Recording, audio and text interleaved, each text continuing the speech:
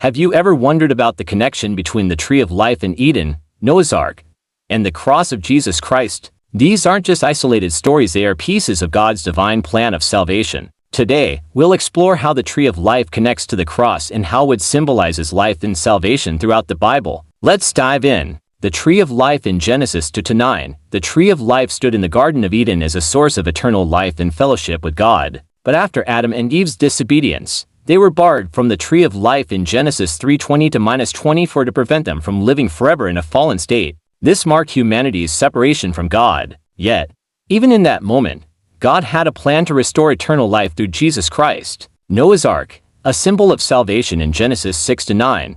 God instructed Noah to build an ark of wood, which became a refuge for his family and the animals during the flood. The ark was God's provision for salvation amid judgment on sin. Just as the ark saved Noah from destruction, the cross also made of wood saves us from the eternal consequences of sin. The ark points forward to Jesus, the ultimate ark of salvation. The cross, the tree of life restored in the New Testament. The cross becomes the centerpiece of redemption. Galatians 3:13 says, "Cursed is everyone who is hung on a tree," connecting Jesus' sacrifice to the tree of life. Through his death, Jesus restored what was lost in Eden. And in Revelation 22:2, the tree of life reappears, offering healing and eternal life to all who believe. What was lost in Eden is regained through the cross. The tree of life symbolizes eternal life and fellowship with God. Noah's Ark represents God's provision of salvation. The cross restores access to the tree of life and eternal fellowship with God. So, what does this mean for us today? The tree of life reminds us of God's original plan for humanity, eternal life and fellowship with Him.